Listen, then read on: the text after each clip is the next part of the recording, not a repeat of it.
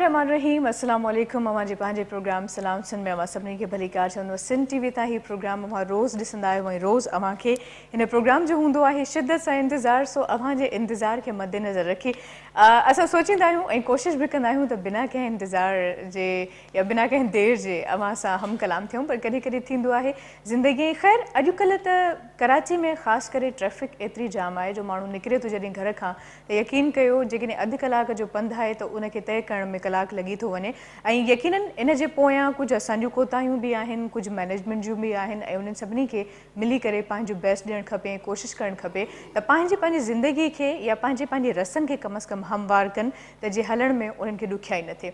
हाणे असां जॾहिं गाॾी ड्राइव कंदा आहियूं त असां कंहिं महिल बि ईअं जो न नांग वांगुरु वकड़ पाए गाॾी हलंदी आहे, पर उसूल इहो हूंदो आहे त जेकॾहिं तव्हां हिकिड़ी जॻह ते हलो पिया त तव्हांजी लाइन जेकॾहिं कारुनि वारो पोर्शन आहे तव्हांजी स्ट्रेट हुजणु खपे त जे ॿिए कंहिंखे बि दुश्वारी या ॿिए कंहिंखे परेशानी न थिए।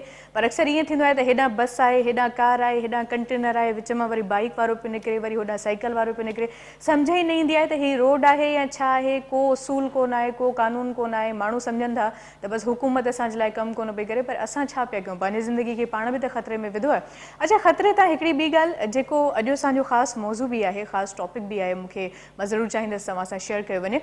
हिकिड़ो त इहो असां वटि जॾहिं ॿार पैदा थियनि था त हिकु त प्रॉपर वैक्सीनेशन हूंदी आहे ऐं प्रॉपर हिकिड़ो ट्रीटमेंट हूंदो आहे। जॾहिं ॿारु ॼमंदो जंहिंखे असां सिंधी में चवंदा टुका, ऐं उहे टुका हणाइण इलाही घणो लाज़िम हूंदा आहिनि।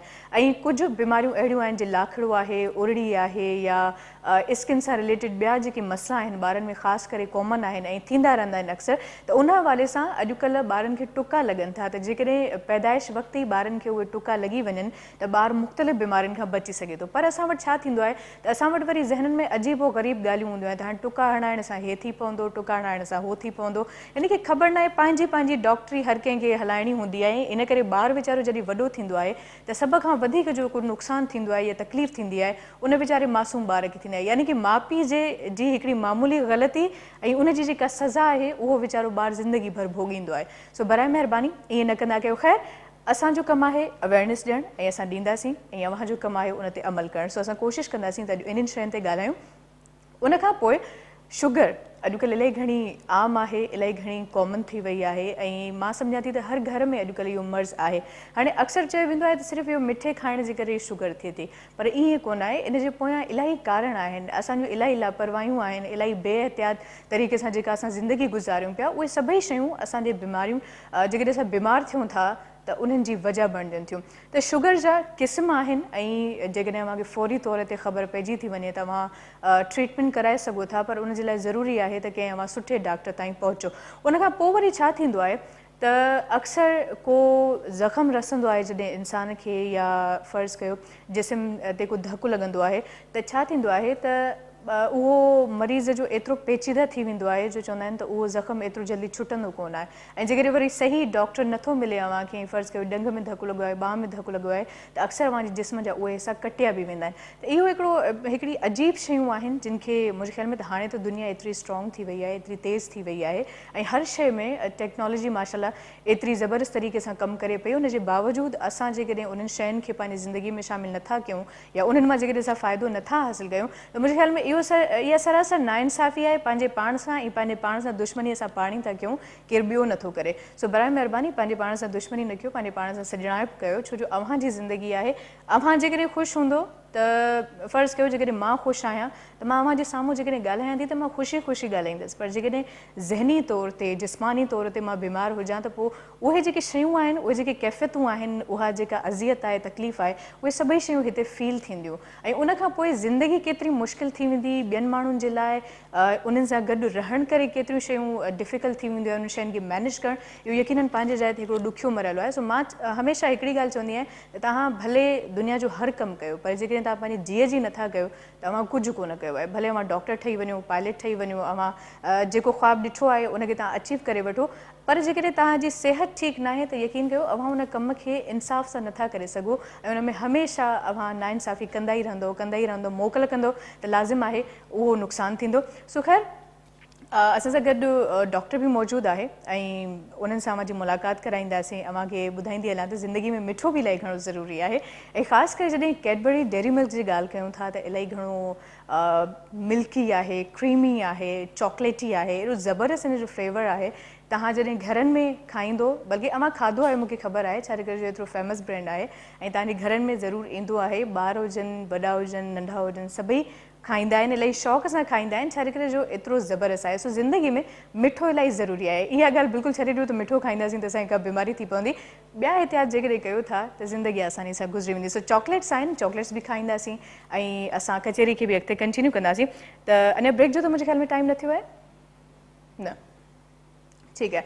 सो कुझु वक़्त खां पोइ अव्हां जी मुलाक़ात मां महिमाननि सां बि कराईंदसि, पर अव्हांखे ॿुधाईंदी हलां त पहिरियों जेको महिमान अची चुको आहे हिन महिल ऐं माशाल्लाह ॿारनि जी मूं ॻाल्हि कई त ॿारनि जे हवाले सां ॻाल्हाईंदासीं। जॾहिं बि हिन खे मदू कंदा आहियूं हमेशह क़ीमती वक़्तु कढंदा आहिनि ऐं असां जिन प्रोग्राम में ईंदा आहिनि माशाल्लाह असां चाइल्ड स्पेशलिस्ट आहिनि ऐं इन करे असां सोचियो त अॼु चाइल्ड स्पेशलिस्ट खे घुराए छा करे जो ॿारनि जा मसइला अॼुकल्ह इलाही घणा वधी विया आहिनि। सो असां सां गॾु मौजूदु आहे डॉक्टर वहीद पीरज़ादो। अस्सलाम वालेकुम। अव्हांखे भली कार चवंदासीं ऐं लख थोरा मुंहिंजा क़ीमती वक़्तु कढी अव्हां हिते आहियो। जॾहिं बि अव्हांखे इनवाइट कंदा आहियूं माशाल्लाह मां ईंदा आहियो। महिरबानी अदी, थैंक यू सो मच।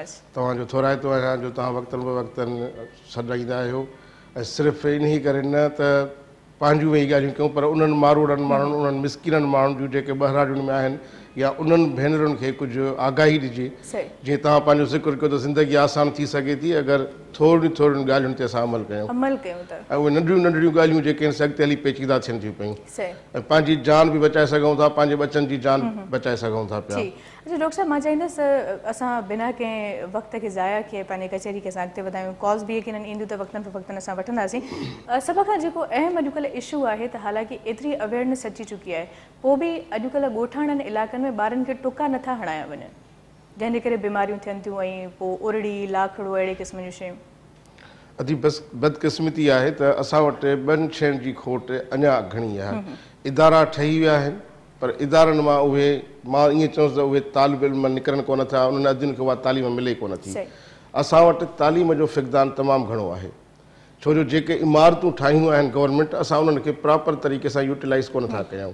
जेकॾहिं असांजे भरिसां को नियाणियुनि जो स्कूल आहे त उन जे भरिसां कैबिनियूं खोलनि था पिया, उन जे भरिसां होटलिंग आहे, उन जो आवाज़ु आहे त उहा जेका परदेदार नियाणी आहे उहा पढ़ाइण खां बि कुझु घबराए थी पई। त इहो असांजे इलाइक़े वासियुनि जो कमु आहे त उन स्कूल जे भरिसां का अहिड़े शरारत न हुअणु घुरिजे जिते हुननि जे यानी तालीम में को ख़लल पवे। त जेकॾहिं वरी उहे त एतिरियूं वञनि थियूं पियूं त या त उस्ताद कोन आहिनि, जेकॾहिं उस्ताद आहे त वरी पोइ शागिर्दनि जा मसइला आहिनि। त हाणे इहो सॼो सिस्टम असांखे इम्प्रूव करिणो पवंदो। हा, मां त इहो चवंदुसि त असां जेकॾहिं ॿियनि जूं बिल्डिंगियूं ॾिसी करे ऐं ॿियनि ते असां रीस न कयूं त पोइ असां किथे पहुचंदासीं। हिकिड़ी रीस हूंदी आहे, हिकिड़े ॿार खे बि थींदी आहे त जेकॾहिं हू का शइ खाए थो त मूंखे वठणु घुरिजे। असां पंहिंजे पाड़ेसरी मुल्कनि जी तालीम खे ॾिसी करे, छो जो हीअ जदीद दौरु आहे, हिन में नेट त हर को हाणे त कामन मां त ॾिसां त मोबाइल ते वेठा था इस्तेमालु कनि। जेकॾहिं हुते तालीम जी मतिलबु तमामु वधीक अहमियत आहे त असां वटि छो कोन आहे। हाणे मां इन करे इहो ॻाल्हाईंदुसि त जेकॾहिं असांजी का बि नियाणी भेण जेका शादी करे थी पई, हिकु त सिस्टम इहो आहे त हुननि जी उमिरि खां पहिरियों शादियूं कयूं थियूं वञनि। इहो बि ग़लति आहे। इहो ग़लति आहे त नियाणीअ जे वक़्त सां ठीकु आहे शादी थी वञे, पर उन नियाणीअ खे जेकॾहिं तालीम हूंदी त उहा पंहिंजनि बचनि ते, पंहिंजे घर ते वधीक ध्यानु ॾींदी। हाणे जेकॾहिं बचिड़ो हिकिड़ो पैदा थो थिए, मां हमल खां वठी ॻाल्हि त कोन थो कयां, छो जो शायदि वक़्त जी बि असांजी कमी आहे। असांखे कोशिशि कंदासीं त जेके इम्पॉर्टेंट हिकिड़ा प्रॉब्लम्स आहिनि या जेके अहिड़ा मसइला आहिनि जेके पेचीदा थियनि था, जंहिंजे करे माण्हू बि परेशान थियूं थियनि, वालदेन बि परेशान था थियनि ऐं पोइ सुठे कंहिं डॉक्टर ते नथा पहुचनि त ॿार खे मसइला था थियनि। हाणे जेकॾहिं वैक्सीन आहे, हाणे वैक्सीन यानी हिफ़ाज़ती टुका, हाणे हिफ़ाज़ती टुका गवर्नमेंट तमामु घणे मिक़दार में हर इलाइक़े में मुफ़्त में पहुचाया आहिनि ऐं उन्हनि जे लाइ हिकिड़ी मुहिम हलाई वेंदी आहे, उन लाइ हिकिड़ा हफ़्ता मल्हाया वेंदा आहिनि, हिकिड़ा ॾींहं मल्हाया वेंदा आहिनि त जीअं आम माण्हूअ खे ख़बर पवे। हाणे असांजे गवर्नमेंट, हर गवर्नमेंट, मां कंहिं गवर्नमेंट खे पॉइंट आउट नथो कयां त उन्हनि कोशिशि कई त बाबा एल एच वीज़ रखूं, या LSW रखूं, जेके वञी LSW जो मक़सदु आहे त लेडी हेल्थ वर्कर, उहा वञी माउ जी सिहत जे बारे में उनखे कुझु आगाही ॾे। हाणे उहा का क्वालिफाइड एतिरी कान्हे का, पर हुनखे एतिरी ट्रेनिंग्स ॾिनियूं वयूं आहिनि जो हू कंहिं माउ खे पंहिंजी सिहत जे बारे में ॿुधाए सघे थी। ऐं तव्हां जीअं ॿुधायो त जीअं ट्रैफिक जी रवानी आहे पर उन ते को अमल नथो थिए, त को इंगड़ विंगड़ थो हले, को नांग वांगुरु थो हले, ख़ासि करे जेके मोटरसाइकिल था हलाइनि उहे त ॼण नांग वांगुरु नांग इहा थींदो। त अहिड़े तरीक़े सां जेकॾहिं असां उन्हनि शयुनि ते अमल न कंदासीं त पोइ इहो कीअं सिस्टम हलंदो? पोइ पंहिंजे हथ सां जेका नुक़सानु थींदो उन ते पोइ रोअण बि अजाई आहे। हाणे जेकॾहिं हिकिड़ी डिस्पेंसरी आहे, बेसिक हेल्थ यूनिट आहे, रूरल हेल्थ यूनिट आहिनि, तालुका हॉस्पिटल आहिनि, डिस्ट्रिक्ट हेडक्वार्टर अस्पतालूं आहिनि, त उस ताईं ॿार खे वठी वञण में को अहज त कोन्हे को। मां इहो सम्झंदो आहियां त जेकॾहिं हफ़्ते में को हिकिड़ो ॾींहुं मुकमिल न, पर जेकॾहिं सुबुह जी का घड़ी कढी, जेकॾहिं को भाउ नौकिरीअ वारो आहे त पंहिंजनि बचनि सां जेकॾहिं एॾी मोहबत अथसि त हिकिड़ो कार्ड संभाले रखी। हाणे गवर्नमेंट उहो कार्ड बि हिकिड़ी प्लास्टिक में बंदि करे ॾिए, ॾिसो केॾो तमामु बहितरीन ॻाल्हि आहे। त उहो सिर्फ़ु संभालणु ॾुखियो थो पियो लॻे। पंहिंजे ज़मीन जा, पंहिंजे ॿियनि शयुनि जा दस्तावेज़ पुराणा जिन ते झगड़ा बि हलनि था पिया, उहे संभाले रखिया, उहे रखंदासीं, पर इहो पंहिंजे बचे जी सिहत जो कार्ड कोन था संभाले सघूं। त उहो कार्ड खणी जेकॾहिं पहिरें पैदाइश ते असां टुको लॻारायूं, या सुठी ॻाल्हि इहा आहे त ॿारु जंहिं बि इलाइक़े में पैदा थो थिए, जेकॾहिं का घर में या पाड़े ओड़े में का जेकॾहिं का ट्रेंड हिकिड़ी दाई आहे, जेको असां वटि बराड़ी वञा कल्चर हले अञा ताईं कोन आहे, इन करे अक्सर असांजूं अदियूं वीचारियूं ज़िंदगी जी बाज़ी हाराइजी वञनि। पर जेकॾहिं ट्रेंड आहे ऐं जेकॾहिं उन वटि उन जो व्यम थिए थो, ॿार जनम वरितो, त घटि में घटि कंहिं सुठे डॉक्टर ॾे ॿारु खणी वञिजे त उनजो मुकमिल चेकअप थी, त ॿार में का कॉम्प्लिकेशन, को अहिड़ो मसइलो त कोन्हे को, जेको वक़्तु सिर जेकॾहिं असां हैंडल कयूं त अॻिते जे लाइ असां महफ़ूज़ रही सघूं। ऐं उहो ज़रूरु डॉक्टर हुननि खे मशवरो ॾींदो त भाई हिन खे हिफ़ाज़ती टुको बि लॻायो, पर उन खे दानिस्ता तौर ते बि चइबो आहे त टुके जी का ज़रूरत ई कान्हे, असांजे अबनि ॾाॾनि कोन लॻाया, उहे ठीकु हुया। हाणे ईअं चई करे पाण खे ख़ामोश करणु, पंहिंजे फैमिली जा दरवाज़ा बंदि करणु ॾुख। ॾिसो डॉक्टर साहिबु, पहिरें ज़माने में अहिड़ी ग़िज़ा बि हूंदी हुई जो थी सघे थो त उन्हनि जिस्मनि खे इन शइ जी ज़रूरत न महसूस थी, पर हाणे ॾिसो जरासीम बि इलाही घणा स्ट्रॉन्ग थी विया आहिनि, असांजी डाइट ॾिसो केॾी ख़राबु आहे। हाणे जेकॾहिं अमड़ जी डाइट ई ठीकु न आहे हिकिड़ी माउ जी, उहा जंहिं ॿार खे जनमु ॾींदी त उहो सिहतमंद भला कीअं थो थी सघे? अञा ताईं हिकिड़ो इहो कल्चर हले थो पियो असांजे सिंध जे अंदरि ई। मां कंहिं पाड़े सूबे जी ॻाल्हि न कंदुसि त उहा अमड़ जंहिंखे बचिड़ो बि आहे, जेका बचिड़े खे खीर बि पीआरे थी पई ऐं मानी बि पचाए थी पई, पर उन्हीअ खे इहो हक़ु न आहे त उहा फैमिलीअ सां गॾु वेही मानी खाए। जॾहिं बचंदी त पोइ उहा न्याणी या औरत उहे खाईंदियूं, जेकॾहिं न त हुननि खे इहा न आहे त पहिरें मर्द खाइनि ऐं तो मर्द खां अॻु में छो खाधी, यानी इहा पनिश आहे, सज़ा आहे। इन्हनि कल्चरनि खे असांखे टोड़णो आहे। उहा न्याणी, उहे भेनर, उहे सभु असां जेकॾहिं वेही खाऊं, ॾिसो हिकिड़ो सुनत तरीक़ो बि आहे। जेकॾहिं उहा न्याणी हाणे कंहिंजे घर मां आई आहे ऐं जंहिं बचे खे बि जनमु ॾिनो, उहा तव्हांजी न्याणी आहे, तव्हां उनखे पाण सां विहारियो, तव्हां सुनत तरीक़ो ॾिसो। हाणे ॿार जी कमज़ोरीअ जी बि ख़बर पइजी वेंदी। अञा इन एॾे टॉपिक ते त नथा हलूं, छो जो जेकॾहिं गॾिजी था खाऊं त उन में ख़बर पवे थी पई त मुंहिंजे बचिड़े केतिरो खाधो, उहो पीउ, उहा अमड़, उहा ॾाॾी, नानी सभु ॾिसनि था त ॿार केतिरो खाधो। हाणे तव्हां माउ जी सिहत जी ॻाल्हि कई त अक्सर इहो जेको मूं ज़िक्र कयो त उहा न्याणी बाद में खाईंदी, उनखे पहिरें खाइण जो हक़ु ॾियणु न आहे। इहा ॾाढी ग़लति ॻाल्हि आहे, इंतिहाई ॾुख जी ॻाल्हि आहे। ठीकु डॉक्टर साहिबु, ॻाल्हि ॿोल खे कंटिन्यू कंदासीं। अॼु कॉल्स बि आहिनि ऐं अव्हांखे ख़बर आहे त जॾहिं बि अव्हां ईंदा आहियो त माशाल्लाह असांजे सिंध वासी ॾाढियूं कॉल्स कंदा आहिनि, सो उन्हनि सां बि ॻाल्हाईंदासीं। अस्सलाम वालेकुम। वालेकुम सलाम। सलाम सिंध में भेण, कीअं आहियो? ख़ुशि आहियो? अल्लाह जो शुक्र आहे, अल्लाह जो शुक्र आहे, बिल्कुलु ठीकु। तव्हां ॿुधायो, ख़ुशि आहियो? करम रब पाक जा एहसान आहिनि। शेर दिल मीराणी थो ॻाल्हायां, नौंदेरे खां भेण। माशाल्लाह। जे त को सवाल आहे? जी जी डॉक्टर साहब, सवाल आहे असांजो। साईं सर अस्सलाम वालेकुम। साईं वालेकुम सलाम। साईं ख़ुशि आहियो? ख़ैर आहे सर। रब पाक जा एहसान, दुआ कर। तव्हां ख़ुशि आहियो? ख़ैर आहे सर? अल्हम्दुलिल्लाह। जी सर, हुकुम सर। सर सवाल इहो आहे त नंढड़नि जेको आहे सो ॿारनि खे ख़ासि करे हिन मौसम में माना ईअं खंघि ऐं ज़ुकाम जी जेको आहे सो तकरीबन माना इहा रहे थी, जेको आहे सो इन हिसाब ते मां सर खां सवाल कयो असां, अहिड़ी कहिड़ी शइ वापराइजे ॿारनि खे जो इहा जेको आहे सो तकरीबन माना घटि हुजे, ज़ुकाम या थधि जो? महिरबानी सर, महिरबानी साईं, जवाबु तव्हांखे ॾियूं था। सो वॾी महिरबानी। अव्हां कॉल कई, जवाबु ॾींदासीं ब्रेक खां पोइ, छा करे जो ब्रेक जो टाइम बि थी वियो आहे। ज़िंदगी में मिठो ज़रूरी आहे, इन करे डेयरी मिल्क मां ज़रूरु चॉकलेट खाओ, छो जो ज़िंदगी में हिननि जो उहो बि चवणु आहे त कुझु मीठा हो जाए, सो मिठो ज़रूरी आहे। वधूं था हिकिड़े मुख़्तसिर ब्रेक में।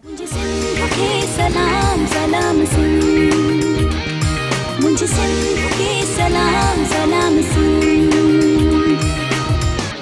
मुझे सिंध के सलाम सलाम सुन मुझे सिंध के सलाम सलाम सुन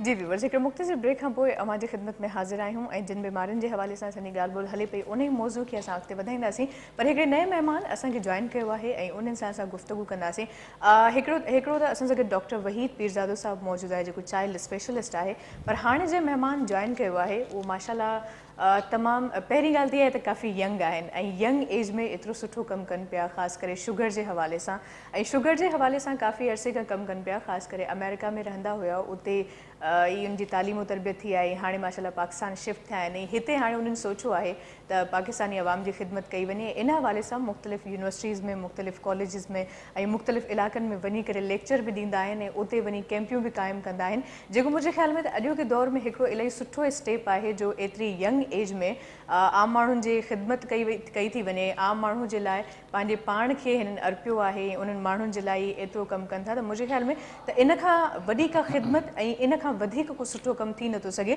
ऐं मूंखे ॿुधाईंदी आहियां त हिते ई कराची में अलवासिक क्लिनिक जे नाले सां ई क्लिनिक बि स्टार्ट कई आहे सो असां कोशिशि कंदासीं त अॼु इन्हनि सां शुगर जे हवाले सां ॻाल्हायूं ऐं शुगर बीमारी केतिरी पेचीदा आहे ऐं अॼोको जेको असांजो मौज़ू आहे उहो आहे अव्हां जी सिहत त लाज़िम आहे त ॿार खां वठी सिहत स्टार्ट थिए थी वॾे ताईं त पोइ असां कोशिशि कंदासीं त स्टेप बाय स्टेप शयुनि खे कवर कयूं सो अस्सलाम वालेकुम डॉक्टर सलमान जमान खान साहब कैसे हैं आप खैरियत से हैं और बहुत शुक्रिया थैंक्स अलॉट के कीमती वक्त निकाल के आप यहाँ पर आए थैंक यू सो मच बस थोड़ा सा करेक्ट करना चाहूँगा it is not a clinic it's a medical centre okay right sorry and it's working in Karachi since I have opened since last few months back और we are running an institute there also हम technician programmes भी introduce कर चुके हैं वहाँ पे ultrasound technician programme है हमारा और sonographer technicians and it is affiliated and it is attach with the government मतलब गवर्नमेंट से ये एफिलेटेड है प्रॉपर इदारा है और ये फर्स्ट टाइम इन पाकिस्तान है जो रन कर रहा है और आई एम लीडिंग दैट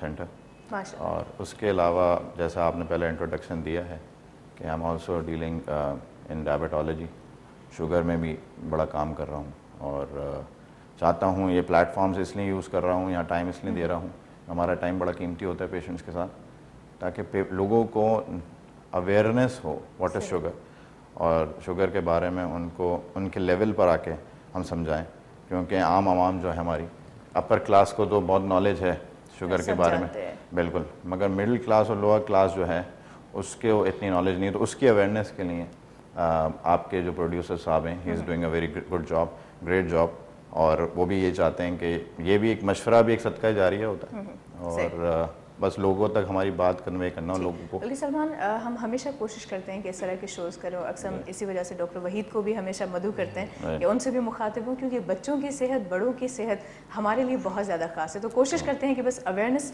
दुनिया को दें हम लोगों को दें तो आपसे सबसे पहले तो ये जानना चाहूँगी कि शुगर क्या चीज़ है क्योंकि वाकई पढ़े लिखे लोग जानते हैं लेकिन लोगों को फिर भी ये नहीं पता कि क्या चीज़ है क्यों होती है इसके रीज़न्स क्या हैं लेकिन ज़ियाबतीज़ और शुगर जो है हम बेसिकली हमारा जो भी हम कुछ भी खाते हैं चाहे हम रोटी तक खाएं चावल खाएं कुछ भी खाएं it goes in the body liver में जाके कन्वर्ट होती है स्पेशल शुगर में जिसको ग्लूकोज कहते हैं हमारे ब्लड में सही और इस ग्लूकोज हमारे ब्लड में ही एक हार्मोन होता है जिसको इंसुलिन कहते हैं जो हमारा लबलबा या पैनक्रियाज बनाता है तो इंसुलिन हार्मोन का काम ही होता है जो वो कन्वर्ट होती है ग्लूकोज खाने के हमने जो लिया इनटेक लिया फूड उस ग्लूकोज को सेल्स तक लेके जाना और सेल्स में जाके हमारी एनर्जी बनती है जिससे हमें ताकत मिलती है अगर किसी भी वजूहात की वजह से वो लबलबा डिफेक्ट हो जाए मैं इसको बीमारी नहीं कहता डिफेक्ट कहता हूँ किसी भी वजह से ये डिफेक्टिव हो जाए या इंसुलिन प्रॉपर ना बनाए जितनी ग्लूकोज के लिए बॉडी की रिक्वायरमेंट है तो ऑब्वियस ही बात है ये साइंटिफिक देखिए मेडिकल जो है ना एक साइंटिफिक तरीके से बताई जाती है we are not dealing with homeopath and हकीम type we have a proper knowledge हम उसको कन्वे करते हैं मेडिकली उसमें होता है क्या है इंसुलिन उस ग्लूकोज को लेकर ट्रैवल करती है सेल्स में जहाँ हमें एनर्जी मिलती है अब किसी भी वजूहत की वजह से हमारा इंसुलिन के बनने में या उसकी क्वांटिटी में कमी आ जाए बॉडी में या ब्लड में तो हमारी ग्लूकोज ऑब्वियस ये बात है सेल्स तक नहीं पहुँचेगी तो होगा क्या और कि वो ब्लड ग्लूकोज लेवल शुगर का जो लेवल है खून में वो बढ़ जाएगा जिसकी वजह से डायबिटीज़ हमें होती है ठीक सही और इसकी मज़ीद इकसाम है बड़ी डिटेल्ड है से तो हम टाइप्स पे भी आएंगे कि इसकी टाइप्स क्या हैं और कौन सी टाइप सबसे ज़्यादा ख़तरनाक है और कौन सी ऐसी टाइप है कि जिसमें हम आराम से ट्रीटमेंट कर सकते हैं। मेरे ख्याल से कि हम बचपन से लेकर स्टार्ट करेंगे कि अगर कोई बेबी फ़र्ज़ करें डिलीवर हो रहा है, मम्मी को पहले से शुगर है, तो क्या वो चीज़ें ट्रांसफ़र होती हैं? देखें, इसमें तीन किस्म की टाइप्स हैं। एक तो टाइप 1 जो होती है जुवेनाइल एडोलेसेंस, बचपन से बच्चा पैदा हुआ, हेरिटेड है उसको, ठीक है, ऑटो इम्यून डिसऑर्डर की वजह से माँ बाप से ट्रांसफ़र हुई है, चाहे माँ बाप दोनों की तरफ से हो या कोई एक की वजह से किसी एक की तरफ हो।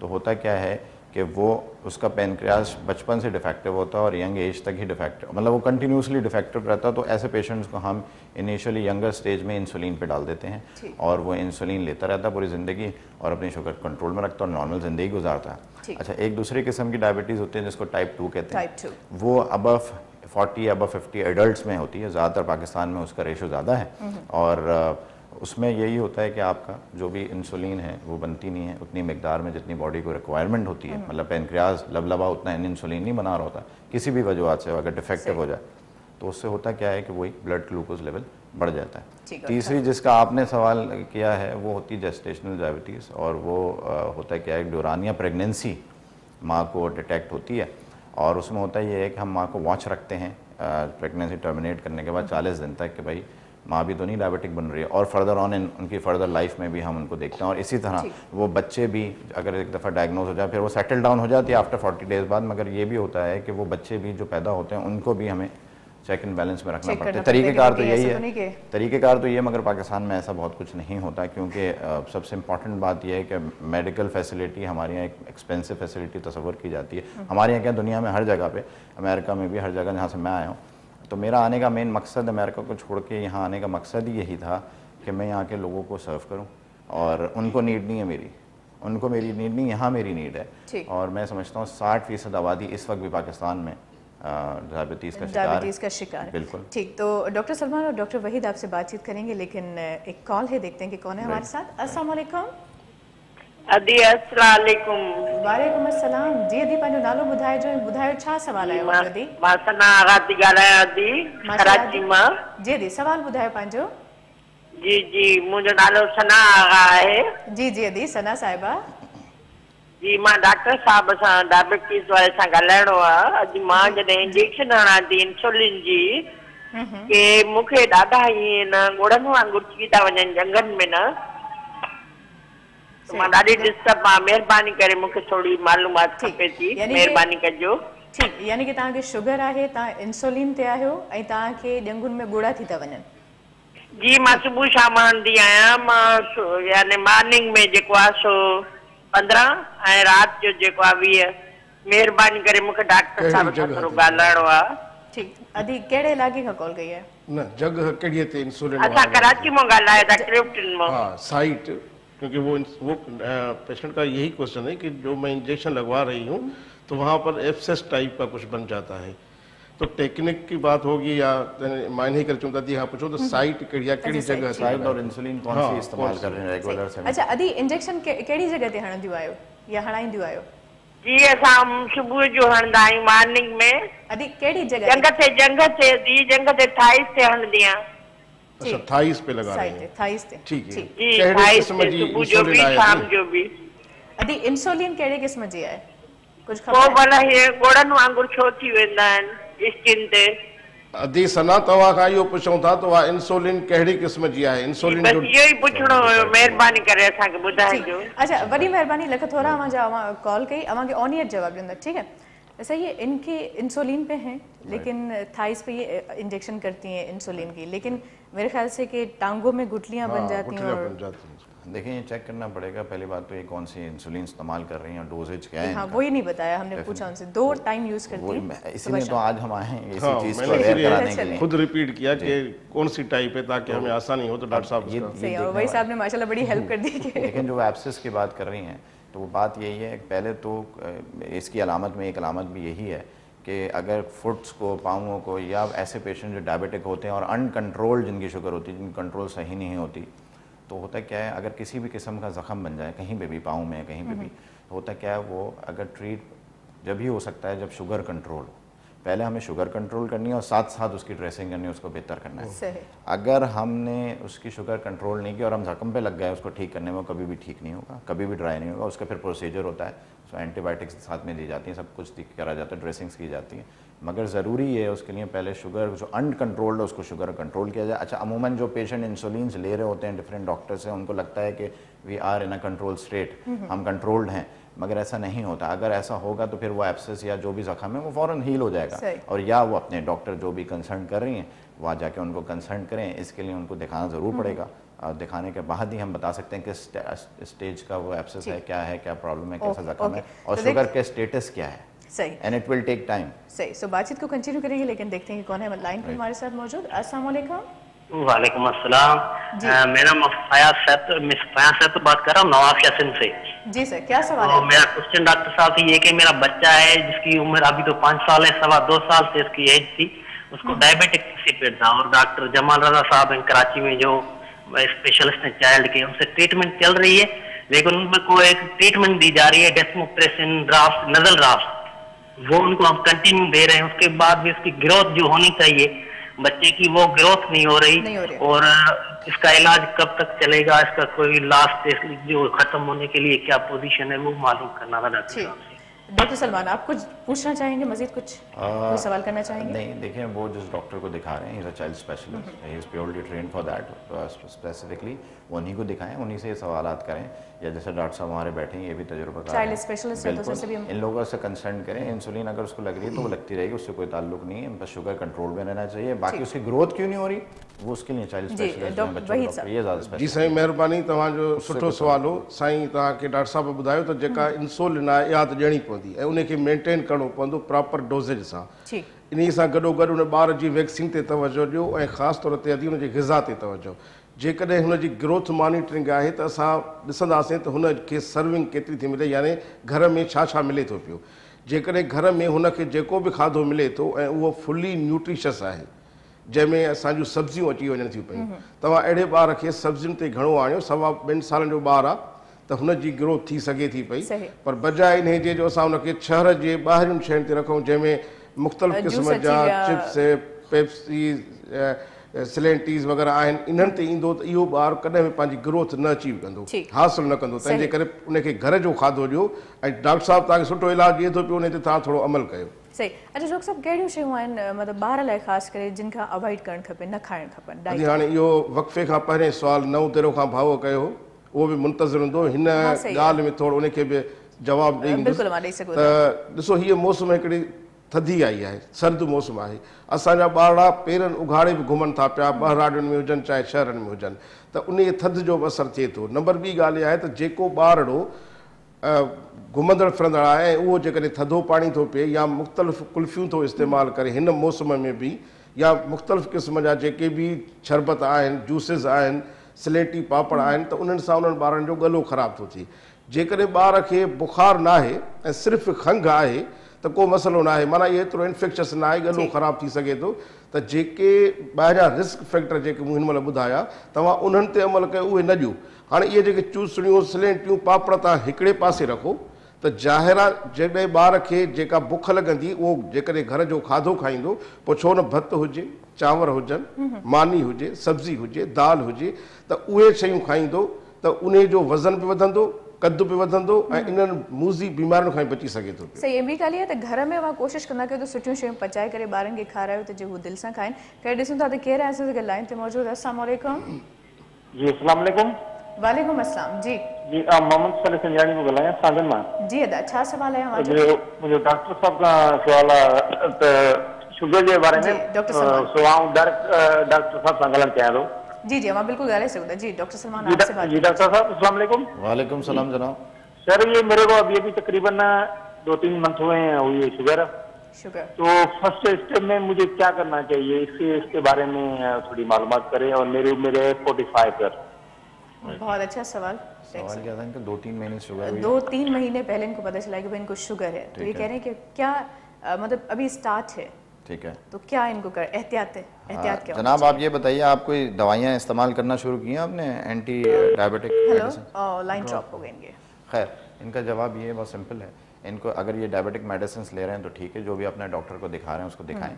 और दूसरी बात ये शुगर एक तो कंट्रोल में रहना चाहिए, और मज़ीद क्या करना चाहिए, ही हैज़ टू चेंज हिज लाइफस्टाइल, मतलब अपना लाइफस्टाइल को थोड़ा सा बदलें, अपनी जो लाइफ ज़िंदगी गुजार रहे हैं उसको बदलें, उसमें एक्सरसाइज को ऐड करें। एक्सरसाइज को इस तरह ये ऐड कर सकते हैं क्योंकि आजकल ज़ाहिर बात है हर आदमी बहुत बिजी है, तो मेरी सिर्फ ये एडवाइस होती है 150 मिनट्स 150 मिनट 5 दिनों में डिवाइड कर लें, 5 दिनों में 5 डेज़ में डिवाइड करें, 2 दिन रेस्ट है क्योंकि बॉडी को भी रेस्ट चाहिए होता है, मसल को रिपेयर होना होता है, तो he can do only this कि 150 मिनट को डिवाइड करें 5 दिन में और वॉक करें डेली।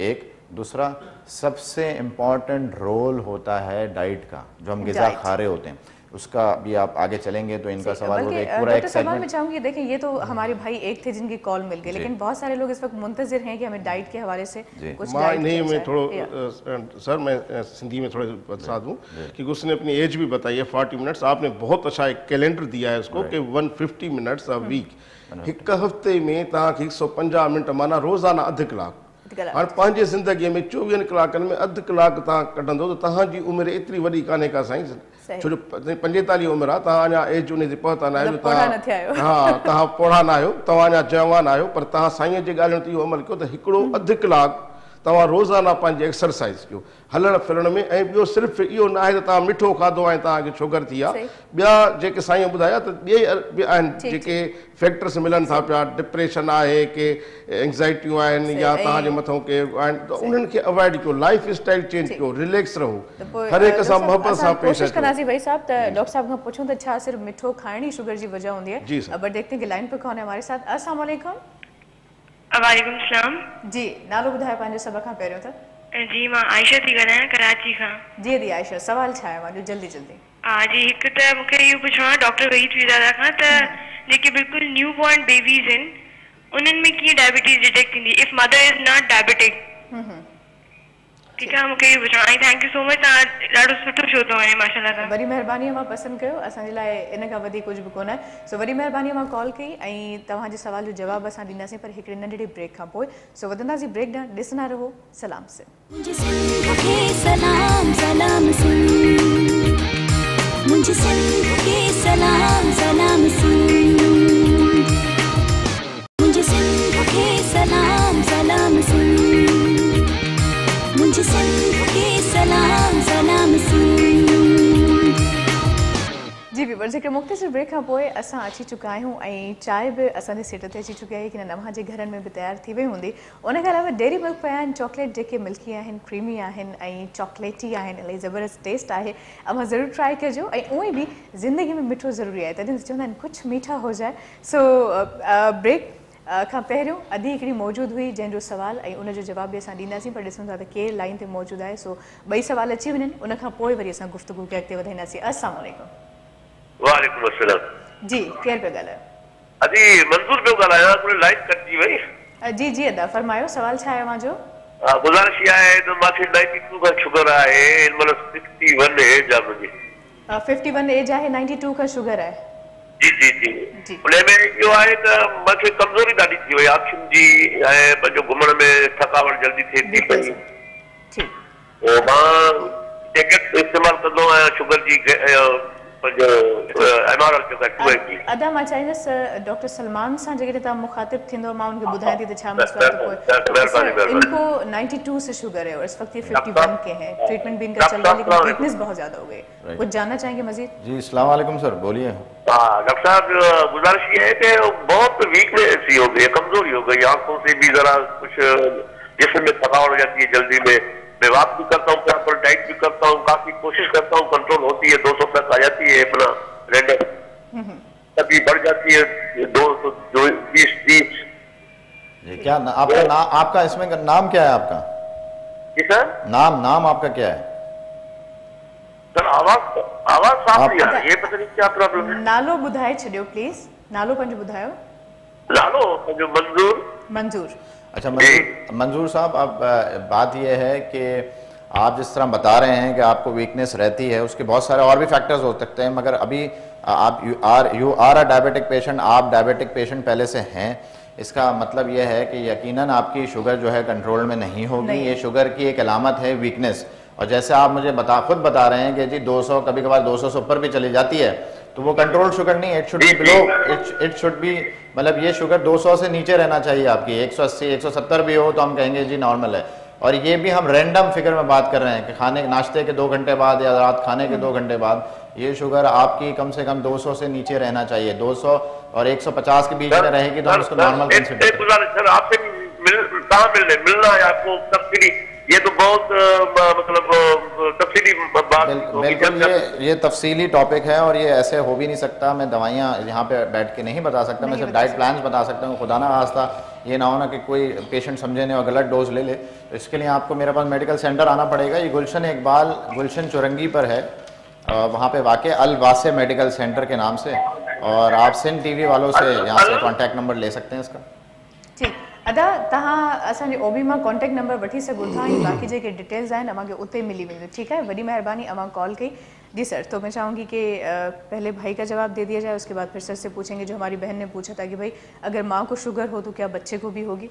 जी देखें, बिल्कुल उनका जवाब, उनका क्वेश्चन बहुत अच्छा था। बात यह है कि बिल्कुल हो सकता है, हो जाए, पॉसिबल है। हेरिडिटरी शुगर है ही हेरिडिटरी, और दूसरा ऑटोइम्यून मतलब कि माँ बाप से ट्रांसफ़र होती है, तो मगर ये भी ज़रूरी नहीं कि हो, मगर अगर माँ में है तो चांसेस बहुत ज़्यादा बढ़ जाते हैं जी। मगर उसमें कोई परेशानी वाली बात नहीं है जी, इंशाल्लाह अगर प्रॉपर आदमी के पास लाइन ट्रीटमेंट। तो कॉम्प्लिकेशंस हम जानेंगे भाई साहब। आयशा तव्हांजो इहो ई सुवाल हो जेको डॉक्टर सलमान साहब जन जेके डायबिटोलॉजिस्ट आहिनि त उन खां जवाबु ॾियण जी कोशिशि कईसीं। मां सिंपल इहो चवंदुसि त जेकॾहिं माउ खे आहे त उहा यानी हिकिड़ी ख़ानदानी आहे, हेरिडिटी सम्झो पिया, उन मां उहा मुंतक़िल थी सघे थी, पर इहा ज़रूरी न आहे। ईअं सम्झो करे मां हाणे परसेंटेज बि कोन थो ॿुधायां, पर बहितर इहो थींदो जेकॾहिं उहो नओं ॿारड़ो जेको पैदा थियो आहे त उनजी असां जेकॾहिं शुगर लेवल चेक कंदासीं बि ख़बर पवंदी, पर वक़्तन ब वक़्तन वो टच में रहे तो बेहतर है, एक बड़ी गाल ना है। ठीक, अच्छा डॉक्टर सलमान, जो अभी हमारे मेरे ख्याल से मंजूर साहब हमारे साथ मौजूद थे लाइन पे, तो उनकी बात पे आप क्या कहना जो अभी लास्ट हमारे साथ मौजूद थे? देखें, पहले तो हमें ना लेवल्स का पता होना चाहिए। ज़्यादातर लोग जो डायबिटिक होते हैं और पढ़े लिखे होते हैं उनको पता होता है। रैंडम हम ज़्यादातर रैंडम शुगर पे जाते हैं और रैंडम पे अंदाज़ा लगाते हैं कि ये डायबिटिक है या नहीं है।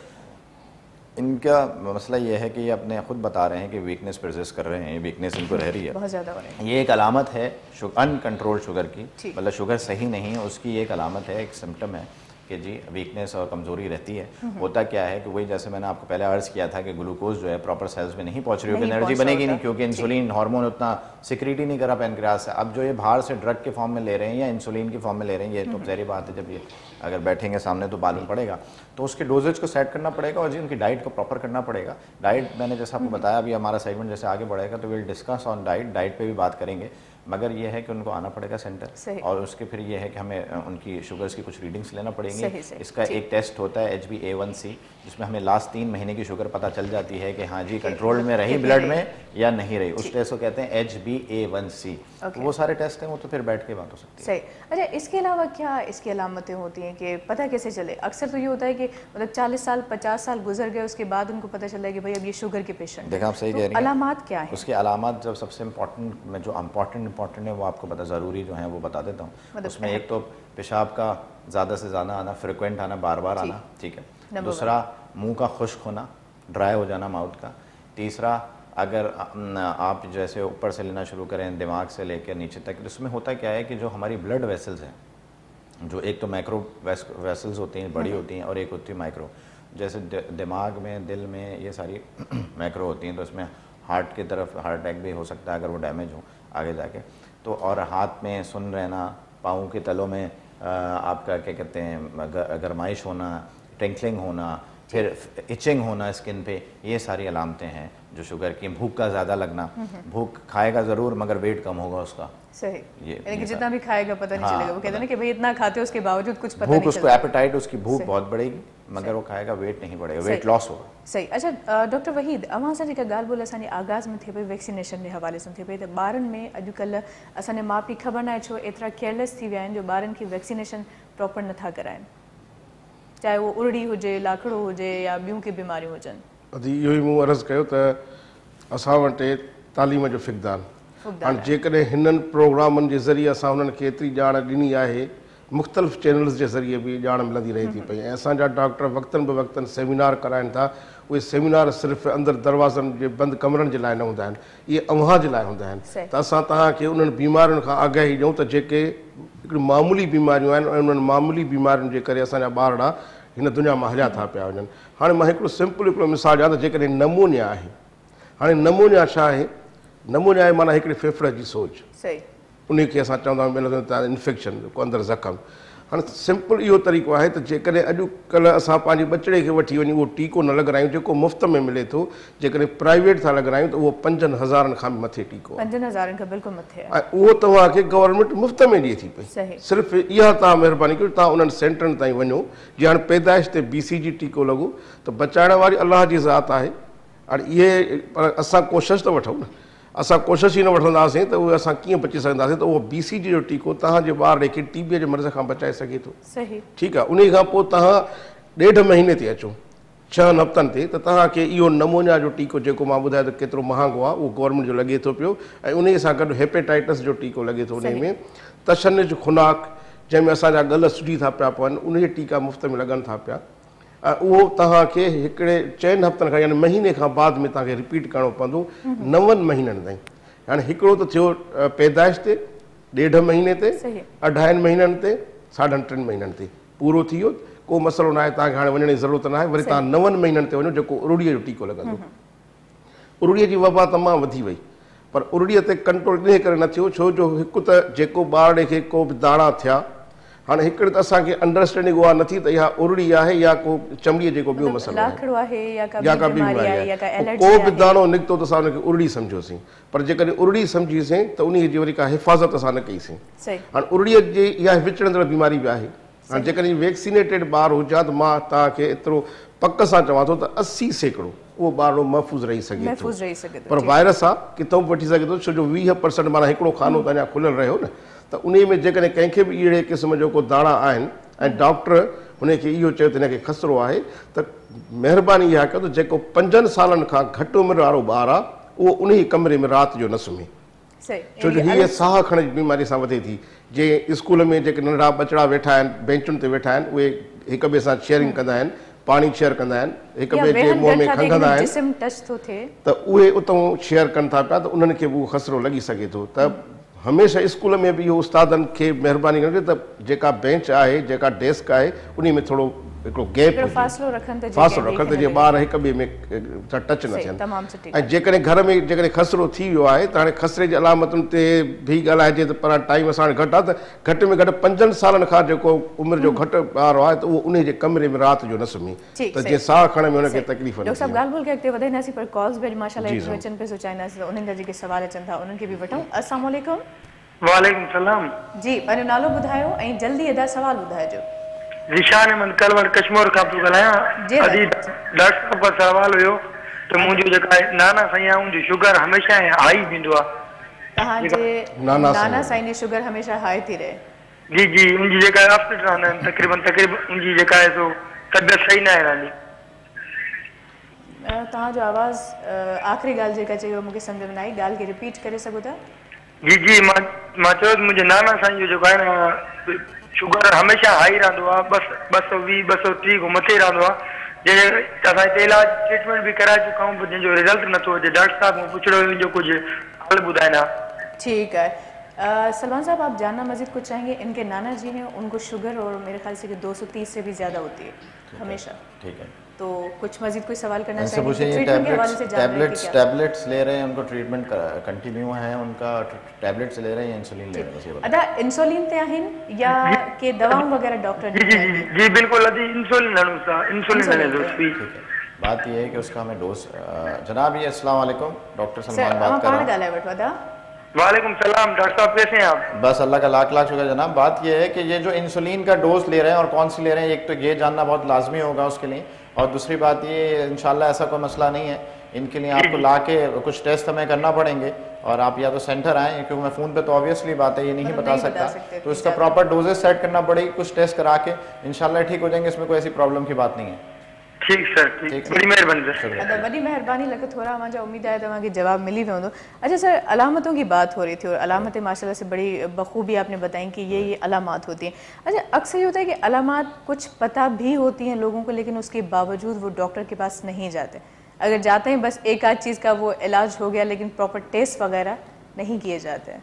नहीं देखिए जी, बात ऐसा नहीं है, डॉक्टर के पास तो ज़रूर लोग जाते हैं मेजॉरिटी, मगर अब ये भी तो देखना होता है ना कि जैसे हमारे जो गांव गोट हैं, जो सिंध के इंटीरियर के इलाके हैं, वहाँ पे प्रॉपर डॉक्टर बैठा भी है या डिस्पेंसर डॉक्टर। सबसे बड़ा मसला आजकल ये क्वैक जो बैठे होते हैं ना, क्वैक्स, ये असल प्रैक्टिस को लोग ही ख़राब करते हैं। कम से कम ये मालूम होना चाहिए पेशेंट को कि यार ये चले कम से कम ये MBBS है, स्पेशलिस्ट ना हो तो MBBS तो है। अगर MBBS भी है तो भी वो उसको राइट पाथवे में ट्रीट करेगा, और अगर वो सही ट्रीटमेंट होगी तो क्यों नहीं डायबिटीज़ कंट्रोल। मैंने तो कहा नहीं, बीमारी नहीं है, डिफेक्ट है। बीमारी लोग उसको खुद बना लें। मेरे लिहाज से अगर ये अनकंट्रोल्ड रहे और शुगर को कंट्रोल ना किया जाए तो मैं इस लिहाज से पेशेंट को मुर्दा समझता हूँ कि वो ज़िंदगी तो गुजार रहा होता है, मगर उस तरह नहीं गुजार होता जिस तरह उसको गुजारना चाहिए हैप्पीली।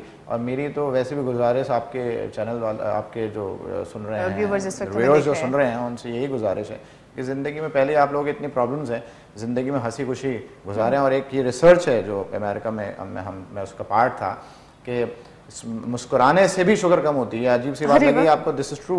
ये रिसर्च आजकल चल रही है, इसके रिसर्च अगर मैं कभी कोई प्रोग्राम में आया तो मैं इसके पेपर्स लेकर आऊँगा कि मुस्कुराने से भी शुगर, क्योंकि डॉक्टर साहब ने जैसे पहले बताया था, अगर डॉक्टर साहब ने एक साइन बताया था उसका, स्ट्रेस नहीं लो भाई, स्ट्रेस कम करो। तो स्ट्रेस लेंगे तो stress is also the factor of conducting diabetes. Diabetes की एक वजूहात में से है स्ट्रेस। तो ज़रूर नहीं आप खाएंगे पिएंगे तो डायबिटीज़ होगी, स्ट्रेस की वजह से भी हो सकती है। अच्छा, इसके अलावा क्या वजूहात हैं, कुछ एक्सप्लेन करें? देखिए, एक तो मोटापा, ओबेसिटी, फैट होना पेशेंट का, मोटा होना, और उसकी वजह से डायबिटीज़ हो सकती है। ज़्यादा आप शुगर का इस्तेमाल किसी चीज़ का ज़्यादती करें उसकी वजह से होगी। तीसरा स्ट्रेस की वजह से, टेंशन की वजह से हो सकती है, या फिर हेरिडिटरी हो। मतलब हम अपनी लाइफ को थोड़ा सा लाइफ को मॉडिफाई करना, लाइफस्टाइल हमने अपना खुद खराब कर रखा है।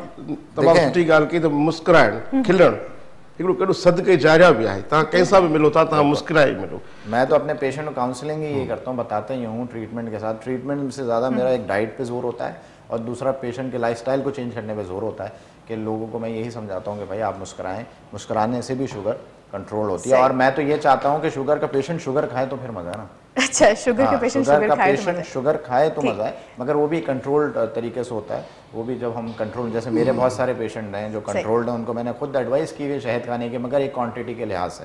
सही। तो ये तो बातचीत को हम कंटिन्यू करेंगे, लेकिन देखेंगे कि लाइन पे हमारे साथ कौन है मौजूद। अस्सलाम वालेकुम। वालेकुम अस्सलाम जी, मैंने नालो ॿुधाइजो। मुंहिंजो नालो आहे प्यार अली हिंगोरो। जी अदा, जल्दी से सवाल ॿुधायो, छा सवाल आहे? मतलब कंहिंखां करण था चाहियो? डॉक्टर शुगर आहे, डॉक्टर सां ॻाल्हाइणो आहे पंहिंजो। जी, मां चवंदा सां डायरेक्टली मां डॉक्टर साहब सां ॻाल्हायो त वधीक बहितर थींदो। उर्दू ॻाल्हाए वेंदा आहियो न? अस्सलाम वालेकुम डॉक्टर साहब। वालेकुम सलाम जनाब।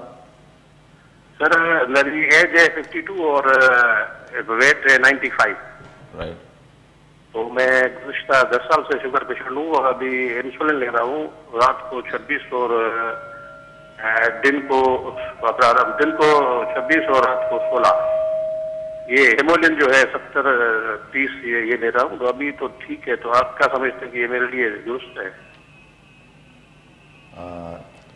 मुझे अच्छा, आप कौन सी इंसुलिन ले रहे हैं? मिक्सडार्ट ले रहे हैं, रेगुलर ले रहे हैं, या 70-30 ले रहे हैं? कौन सी इंसुलिन ले रहे हैं आप?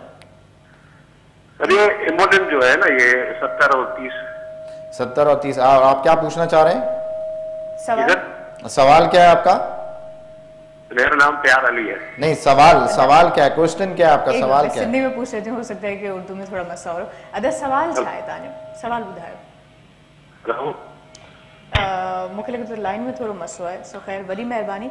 अब आप कॉल जो मैंने समझा था कि 95 वेट है इसका। 95 वेट है, राइट। उसने अपना वेट भी बताया है, वेट बताया, और शुगर कंट्रोल नहीं हो रही। ठीक, शुगर कंट्रोल नहीं हो रही। देखिए, मैंने अभी एक साइन बताया था, जैसे आपने पूछा था, उसमें स्ट्रेस था और ओबेसिटी थी, फैट ही होना।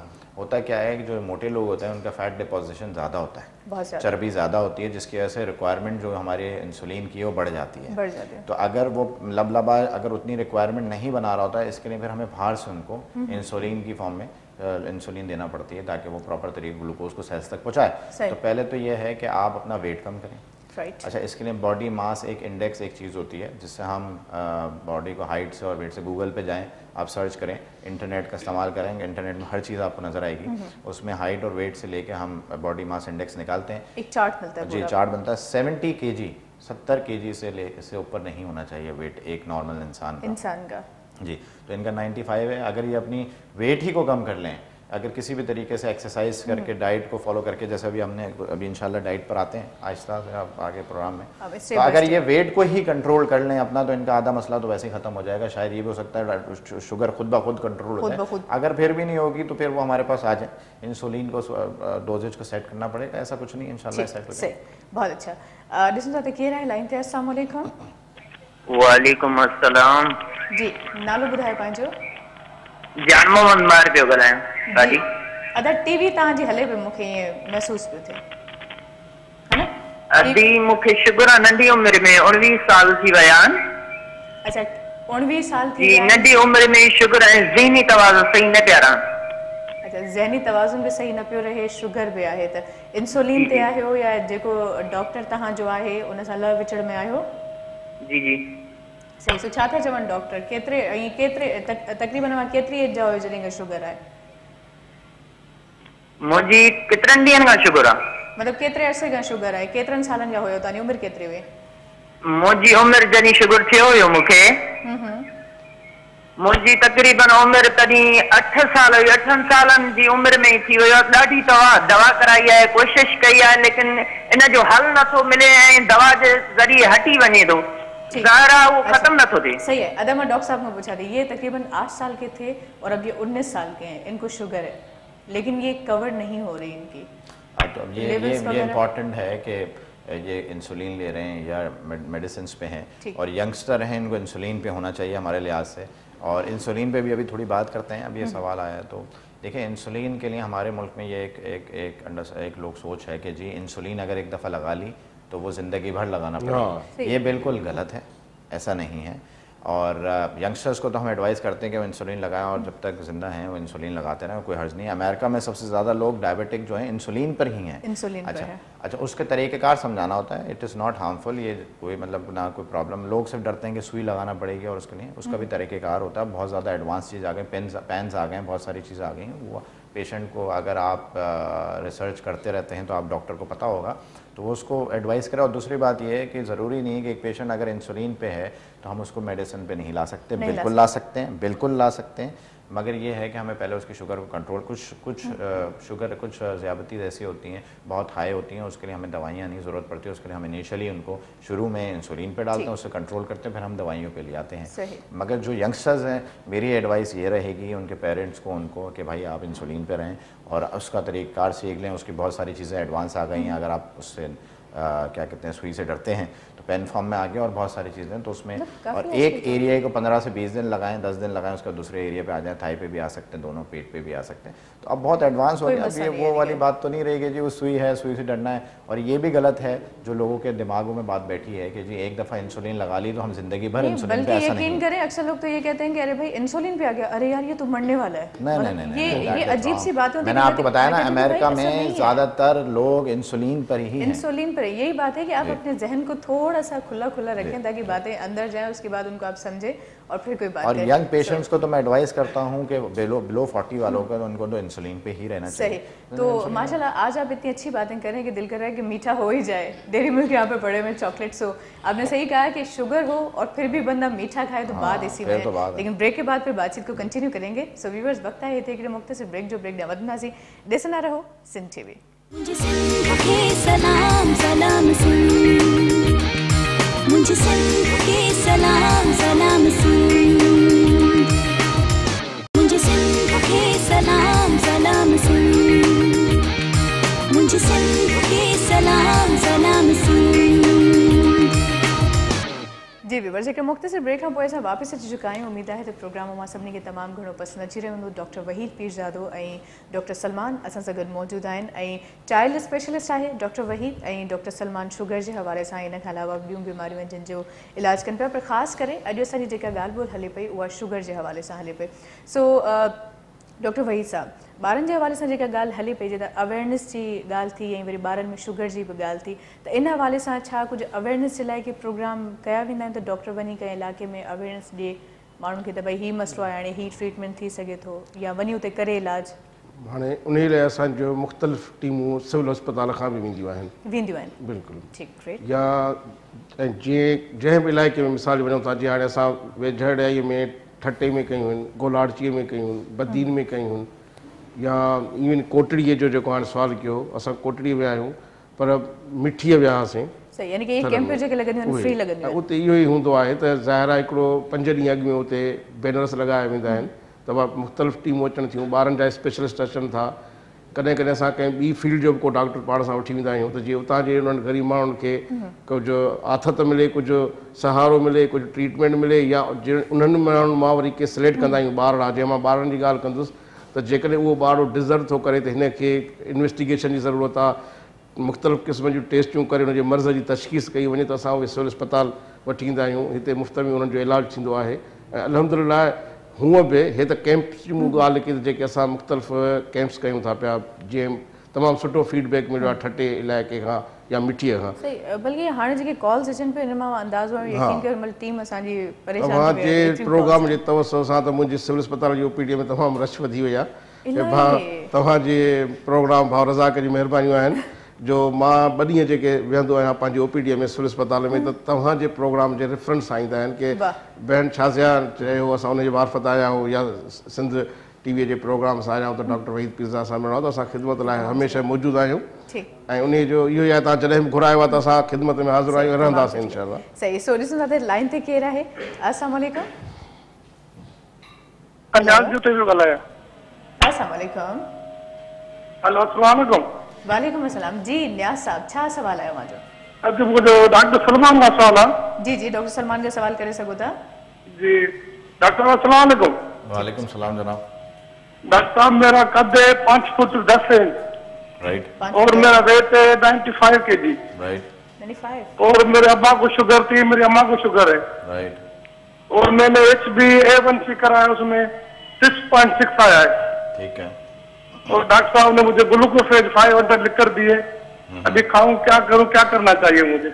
देखिए बात यह है कि आपकी रिहाइश किधर है, आप कहाँ रहते हैं, कौन से इलाके में रहते हैं? हैदराबाद में रह रहा हूँ सर। ठीक है, ठीक है जी। बात यह है कि आपका वेट जो है आपकी हाइट के लिहाज से ज्यादा है जी। आपका जो वेट है आपकी हाइट के लिहाज से ज्यादा है। एक तो आपको अपनी जो डाइट है, अपना खाने पीने का तरीक़ेकार है, थोड़ा सा परहेज ऐड करें डाइट में, और दूसरा ये है कि वेट को जैसे ही आप कम करेंगे तो इंशाअल्लाह ताला मुझे अल्लाह की ज़ात से उम्मीद है कि आपकी शुगर भी, क्योंकि ये बॉर्डर लाइन है, ये HbA1c जो आपने बताया है ना, ये बॉर्डर लाइन है, तो ये कंट्रोल हो सकता है। और अगर आप इसको डाइट और एक्सरसाइज जैसे मैंने प्रोग्राम के शुरू में बताया, मैं एक्सरसाइज 30 मिनट डेली कर रहा हूँ इंशाल्लाह। तो आप कर रहे हैं तो थोड़ा सा टाइम लगेगा। डेली कर रहा हूँ जी। अगर 5 से 10% भी आप अपना वजन कम करते हैं तो इंशाल्लाह ताला आपको खुद फर्क पड़ेगा और दवाई शायद आपको लेना ही नहीं पड़े। और ग्लूकोफेज जो है, ग्लूकोफेज का काम शुगर कम करना नहीं होता जी। ये सबसे ज्यादा बेस्ट सेलिंग ड्रग है पाकिस्तान में और दुनिया में, मेटफॉर्मिन। इसका काम शुगर कम करना नहीं होता है, इसका काम होता है कि जो सेल्स के बाहर जो शुगर पड़ी है उसको उठा के सेल्स में डाले। एक्स्ट्रा जो शुगर होती है, जब एंटी डायबिटिक मेडिसिन हम लेते हैं, एंटी हाइपरग्लाइसेमिक मेडिसिन जो शुगर की दवाइयाँ जो हम लेते हैं जो शुगर कम करती हैं, उसके साथ हम इसको देते हैं और इंडिपेंडेंटली भी देते हैं। तो उसका काम ये होता है जो एक्स्ट्रा शुगर जो बच जाती है, जो सेल्स में बाहर पड़ी होती है, उसको उठा के वो सेल्स में डाले। तो और ग्लूकोफेज के और भी बहुत सारे काम है, वेट में भी कमी लाती है, औरतों में भी इसका बहुत सारे काम है। तो कहने का मकसद ये है आप अपना वेट कम करिए और डाइट को परहेज, अभी मैं परहेज बताऊंगा, उसको फॉलो करें, इंशाल्लाह उससे बेहतर हो जाएंगे। दूसरी बात यह है कि आप कभी भी मेरे पास आएँ टाइम निकाल के और चक्कर लगाएं, क्योंकि हैदराबाद और गुलशन चुरंगी में ज्यादा फर्क नहीं है, स्टॉप उतरने के साथ ही गुलशन चुरंगी है। तो आप वहाँ आइए और मुझे एक दफा चेकअप जरूर करा दीजिए। ठीक है, बहुत शुक्रिया, बड़ी मेहरबानी। लॻे थो रहा मुंहिंजा। अच्छा डॉक्टर साहब जो नंबर भी मूंखे स्क्रीन ते नज़र अचे पियो, PTCL नंबर आहे ऐं अव्हां कॉल करे डिटेल्स भी वठी सघो था ऐं उन खां पोइ लाज़िम आहे जेकॾहिं तव्हां पाण मुखातिब थींदो त वधीक सुठी ॻाल्हि आहे, छो जो मूंखे ख़बर आहे जेॾी महिल एतिरियूं कॉल्स अचनि पियूं सभिनी जी कॉल ट्रांसफर करणु यकीनन असांजे लाइ बि थोरो मसइलो आहे त कुझु ख़ुशनसीब आहिनि जिन जी कॉल मिली पई वञे, कुझु जिन जी न पई मिले, उहे डायरेक्टली डॉक्टर साहब सां रुजू करे सघनि था। अच्छा डॉक्टर सलमान, आप माशाल्लाह से फ्री कैंप वगैरह भी लगाते हैं मतलब डिफरेंट इलाकों में, और इसके अलावा 1 हफ्ते का भी रिसेंटली आपने एक कैंप का इनकाद किया था, तो उसके हवाले से कुछ बताना चाहेंगे? देखें, एक तो हम डिफरेंट फ्री कैंप्स करते रहते हैं। मेरे साथ पूरी एक टीम है जो ये रोल प्ले कर, बिल्कुल पूरी टीम है जो डॉक्टर्स की होती है, और भी उसमें लोग होते हैं जो अरेंजमेंट्स करते हैं। ये पूरी टीम है और ये हम लोग करते ही उन पेशेंट्स के लिए, उन लोगों के लिए जो हमें अप्रोच नहीं कर सकते, जो अफोर्ड नहीं कर सकते, जिनको शुगर की अवेयरनेस नहीं है। मगर अब होता ये जा रहा है कि ज़ाहिर बात है, मैंने एक जगह फिक्स की हुई है विच इज़ अल वासे मेडिकल सेंटर गुलशन इकबाल में, गुलशन चौरंगी पर। उसमें मैंने ट्यूसडे, मंगल और हफ्ता सैटरडे के दिन, हफ्ता और मंगल ये दोनों पूरे दिन 9 से लेकर शाम 9 बजे तक फ्री रखे हैं। क्या इसमें पेशेंट मेरे पास आए, जब तक मैं जिंदा हूँ सर्व कर रहा हूँ, मैं फ्री में ट्रीट करूँगा। ये 2 दिन आपने बिल्कुल फ्री जब तक मैं जिंदा हूँ मैं इसको हमेशा फ्री रखूँगा और लोगों को फ्री इलाज करूँगा। मैं कर भी रहा हूँ बहुत अरसे दराज से, जिन लोगों को पता है वो लोग करते हैं, और जो अफोर्ड करते हैं वो अदर दिन, क्योंकि उन दिनों में 2 दिन में रश बहुत होता है। तो होता है क्या है कि फिर लोग जो हैं ज़ाहिर बात है जो अफोर्ड कर सकते हैं। मैंने अपनी फ़ीस भी नॉमिनल रखी है, ऐसी नहीं है कि पेशेंट को परेशान करे, मगर ये है कि ट्यूसडे और सैटरडे ये 2 दिन जो हैं ये मैंने फ्री रखे और हमेशा फ्री रहेंगे और लोग आए मेरे पास। ये बड़ा अच्छा है कि चलें डॉक्टर की फीस से कुछ बच जाएंगे, कुछ ज़रा कमी हो जाएगी बजट में। इसके बाद फिर मेडिसिन इतनी ज़्यादा होती हैं, इंसुलिन। मैंने जैसे अपने प्रोग्राम के पहले शुरू में बताया था, मेरा आने का मकसद और मज़ीद भी चैनल्स पे मैं आऊँगा और आता हूँ, एक बारात में मेरे आर्टिकल शाया होते हैं। तो मेरा मकसद यही है कि पैसा, और हम पैसा ज़रूरी है और पैसा कमाना भी चाहिए, मगर वो हमारे पास और बहुत सारे रास्ते होते हैं, हमारे इंस्टीट्यूट से। हम अल्लाह ताला ने ये जो मुझे खिदमत करने का मौका दिया, मैं चाहता हूँ मुझे लोग दुआएं दें, और मैं दुआओं से आगे लोग। तो क्या ख्याल है कि 1 हफ्ता फिर यहाँ फिक्स हो जाए? बिल्कुल, मतलब हफ्ते में कोई एक दिन। बिल्कुल बिल्कुल, और सिर्फ ये नहीं, शुगर के अलावा भी बहुत सारे टॉपिक्स सही। तो हम कोशिश करेंगे फिर हफ्ते में कोई एक दिन आप निकालें और यहाँ पर आएँ। उसके बाद फिर शुगर के अलावा भी जो बीमारियाँ हैं उस हवाले से भी हम आपसे ज़रूर बात करेंगे। सो लाइन ते ॾिसो था त केरु आहे? अस्सलाम वालेकुम। जी मोहम्मद अली ॻाल्हायां पियो, जेका बात। हेलो जी मोहम्मद अली ॻाल्हायां पियो, जेका बात। ठीक, मोहम्मद अली अदा जल्दी पंहिंजो सवाल ॿुधायो पंहिंजो। हाँ, मुंहिंजो नंढड़ो आहे 6 महीननि जो, उन्ही खे मोशन आहिनि, तक़रीबन हफ़्तो ॾेढ थी वियो आहे। ठीक, हफ़्तो ॾेढ थी वियो आहे, नंढड़े खे मोशन आहिनि। डॉक्टर वहीद साहब, अदा उमिरि घणी आहे नंढे जी भाउ? साईं 6 महीनो हलेसि थो। 6 महीनो हलेसि थो। खीर कहिड़ो थो पीए? साईं खीर जेको आहे त डॿे वारो पीए थो, मां डॿे वारो थो पीए। महिरबानी अदा, जवाब तव्हांखे हाणे ई ॾियूं था पिया। छो कुझु जवाब त मां पाण ई ॾेई छॾियो आहे, वॾी महिरबानी जी। हाणे ॾिसो त असां हमेशह हिननि प्रोग्राम जे ज़रिए ई हिन सिंध टीवीअ जे चैनल्स तां ई तव्हांखे ॿुधायो आहे त जेको हाई रिस्क आहे उहो आहे बॉटल फीड, जेका अनहाइजीनिक कंडीशन में ॿार खे खीर मिले थो पियो। हाणे सिर्फ़ु इहो न आहे त तव्हां चवंदो साईं असां उन बोतल खे ॾींहं में 10 दफ़ा सफ़ा था कयूं, 20 दफ़ा सफ़ा था कयूं, अहिड़ी ॻाल्हि न आहे। छो जो जेका निपिल आहे जेका उन में लॻल, जेको रबड़ आहे उन जी क्वालिटी तमामु हिकिड़ी अजीब हूंदी आहे, उन जी बि एलर्जी थींदी आहे। ॿियो जेको बॉटल ख़ुदि प्लास्टिक जी आहे, उहा प्लास्टिक जी बि क्वालिटी ख़बर न आहे। हाणे इहे रिस्क फैक्टर थिया त इन्हनि में ॿार खे चांसिस हूंदा आहिनि त बार बार दस्त लॻनि। ॿियो जेको खीर असां ठाहियूं था उन जी डाइल्यूशन सही न हूंदी आहे। जेकॾहिं ॿार तकड़ में रुनो, पोइ बोतल कहिड़ी बि पई हूंदी, खट ते पई आहे, जारे में पई आहे, त उहा बोतल ई खणी असां उनखे साफ़ु कयोसीं, या उन ई पाणीअ में ई मिड़ई छिलकाए ऐं वरी उन में केतिरो पाणी था विझूं का ख़बर न आहे। कॾहिं अधु बोतल भरे छॾींदासीं, कॾहिं मुनी करे छॾींदासीं, उन में को हिकिड़ो चमचो विधोसीं, कॾहिं 1.5 चमचो विधोसीं, यानी प्रॉपर डाइल्यूशन बि न थी, बोतल बि साफ़ु न थी, पाणी कहिड़ो बि हुयो असां उनखे ॾिनोसीं। वरी उहो छा थींदो आहे, हिकिड़ो अञा अलमियो ॿुधायांव त जेकॾहिं बोतल उहा जेका ठाहीसीं त उहा माउ पहिरियों ई वरी पाण उहा ॿिंड वात में विझंदी आहे। अक्सर ईअं थींदो आहे, मतलब मूंखे हिकिड़ी अजीब ॻाल्हि लॻंदी आहे त ही छा, वरी या अञा बि न त पंहिंजे पोतीअ या रहे सां उन ॿिंड खे वरी साफ़ करे उहो ॿार खे पीआरींदा आहियूं। पाणी बॉइल न हूंदो, पाणी बॉइल न हूंदो, प्रॉपर डाइल्यूशन न हूंदी ऐं बॉटल स्टरलाइज़ न हूंदी। हाणे उन ॿार खे इहा रिस्क हूंदी आहे त इन ॿार खे मुख़्तलिफ़ वक़्तनि ते इहा अटैक्स लॻंदा। हाणे जेकॾहिं ॿार खे अमड़ जो खीर न मिलियो बदकिस्मतीअ सां त ठीकु आहे, जेकॾहिं तव्हां ॿाहिरियों खीर ॾियो था पिया त उहो प्यालीअ सां बि ॾेई सघिजे थो, चमचे सां बि ॾेई सघिजे थो। महिनत करणी पवंदी, असां महिनत खां किबायूं था ऐं इन्हनि अज़ाबनि खे मुंहुं ॾियूं था पिया। जेकॾहिं उहा माउ पंहिंजे बचिड़े खे एॾी मोहबत करे थी, साह सां सांढे थी, त इहो खीर प्रॉपर डाइल्यूशन कयो।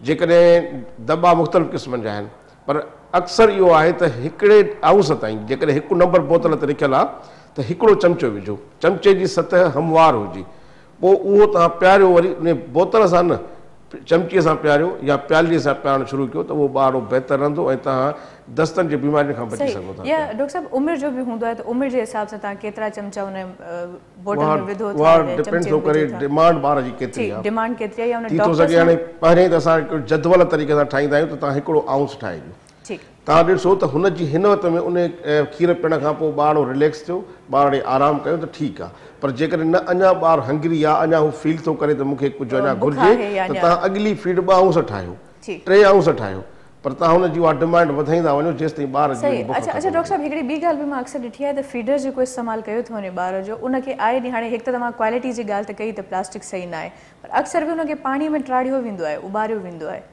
त हाणे असांखे ख़बर आहे त जेके प्लास्टिक खे असां पाणी में ट्राड़ियूं था या इवन कंहिं कुने ते ढक बि ॾियूं था त उहा पोइ यूज़ जे क़ाबिल न रहंदी आहे, ख़राबु थी वेंदी आहे, त इहो कुझु गाइड करणु चाहिए ॻोठनि में ॾाढो थो थिए ईअं कॉमन आहे। ऐं उहा जेका बिंड जंहिंखे चऊं सिंधीअ में को लफ़्ज़ हूंदो आहे बिंड निपिल, उहा बि जॾहिं असां टहिकायूं था उन सां गॾु पाणीअ में त उनजो छा असरु हूंदो। ऐं सो बि तव्हां मुंहिंजे ख़्याल में 5 खां 6 मिंट तव्हां उनखे पचाईंदा ई रहो था मुसलसल, त उन खां बहितर इहो थींदो त अमड़ पंहिंजो खीरो पीआरणु शुरू करे।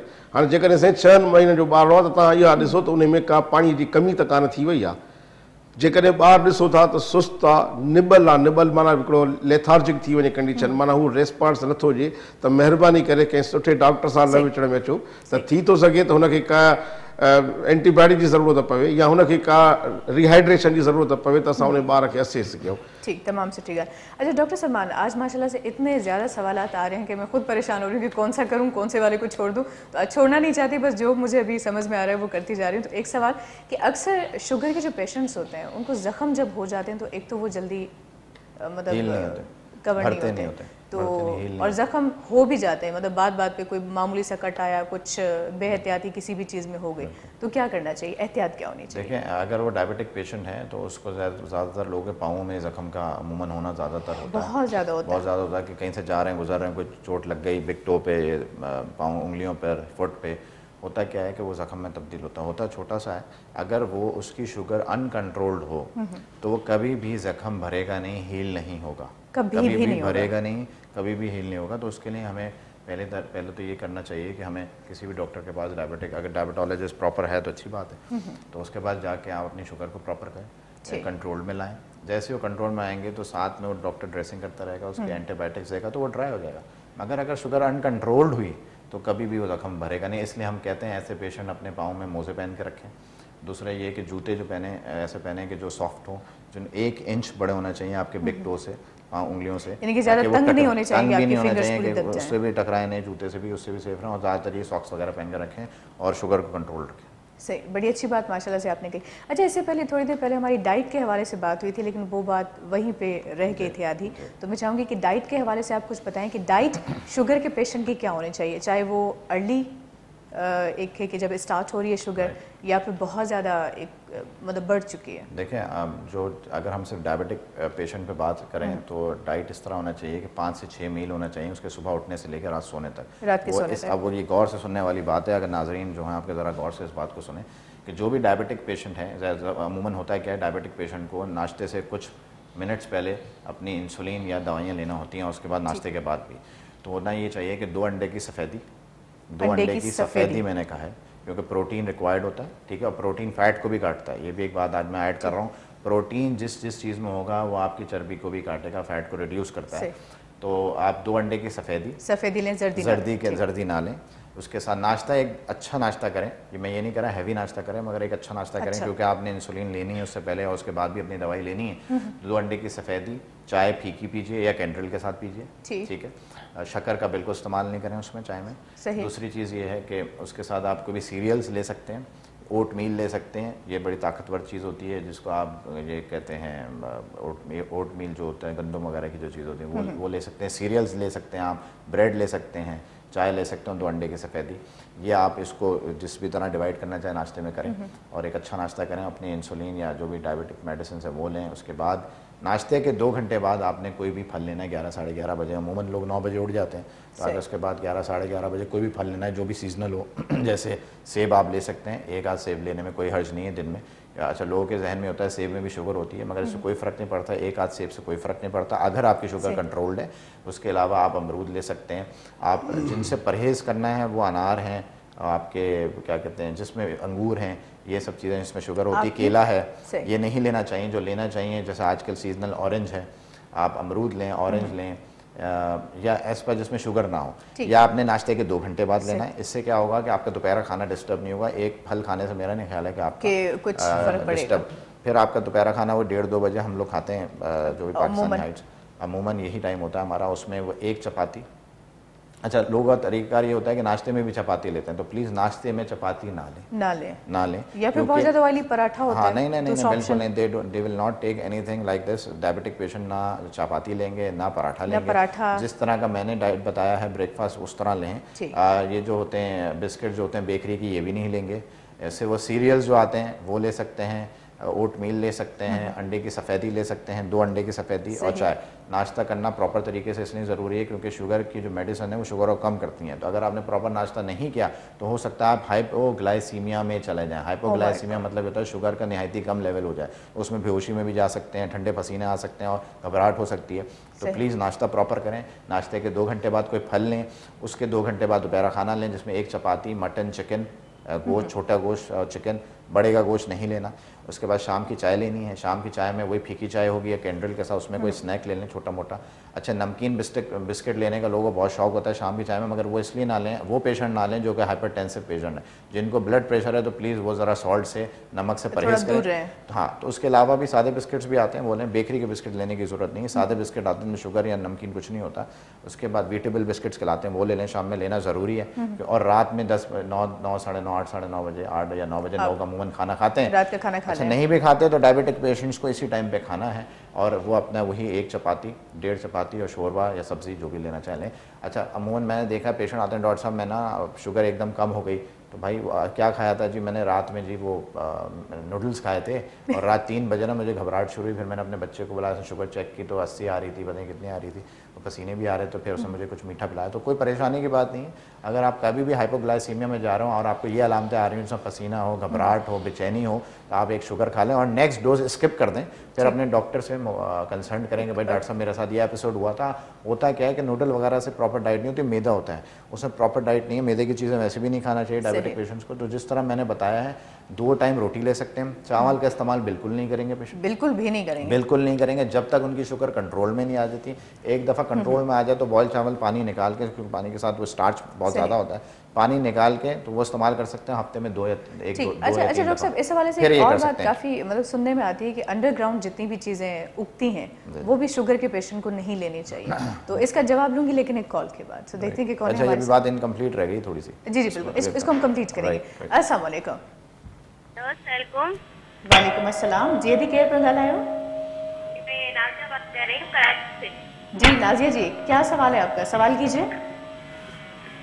शुगर वाले डॉक्टर से बात करनी है कि मेरी शुगर कंट्रोल कभी होती है कभी नहीं होती है, यानी कि लेवल में नहीं रहती। लेवल में नहीं है, ठीक। डॉक्टर सलमान। अच्छा आप क्या टैबलेट्स लेती हैं या इंसुलिन लेती हैं? इंसुलिन भी ले रही हूँ और ग्लूकोफेज टैबलेट भी ले रही हूँ। मॉर्निंग में ग्लूकोफेज ले रही हूँ और नाइट में इंसुलिन ले रही हूँ। देखें आपका तरीक़ाकार इलाज का ही गलत है, तो ये कभी भी सही नहीं होगी। ऐसा नहीं हो सकता कि आप सुबह में इंसुलिन छोड़ दें और रात में इंसुलिन ले रही हैं और ग्लूकोफेज ले रही हैं। तरीक़ाकार गलत है। बराए मेहरबानी इसके लिए आप मेरे सेंटर आए मेरे पास, हम आपको कुछ टेस्ट करा के देखेंगे, उसके बाद इंशाल्लाह इसको एडजस्ट कर देंगे। एक परसिस्टेंट एक तरीके से शुगर रहना चाहिए और वो इंशाल्लाह सेट हो जाएगी। मैं तरीक़ेकार गलत है। कोशिश करेंगे आपको स्क्रीन पे जो नंबर नजर आ रहे हैं आप कांटेक्ट कर लें, सारी डिटेल्स आपको वहाँ पे मिल जाएंगी। जी डॉक्टर सलमान आप अपनी बात को मैं ये बताना चाह रहा था कि जो मैंने 5 से 6 मील बताए हैं, मतलब सुबह नाश्ता, फिर 2 घंटे बाद फल, फिर दोपहर खाना, फिर शाम की चाय और रात का खाना, ये 5-6 जो मैंने मील्स बताए हैं उसका मकसद बताने के, देखिए मैंने बताया एलोपैथिक जो मेडिसिन है जो हम लोग MBBS और ये डॉक्टर्स कर आते हैं प्रोफेशन में, तो ये एक रिसर्च के थ्रू हम पढ़कर आते हैं। ऐसा नहीं है कि मैं किसी प्रोफेशन को हिट नहीं करना चाहता।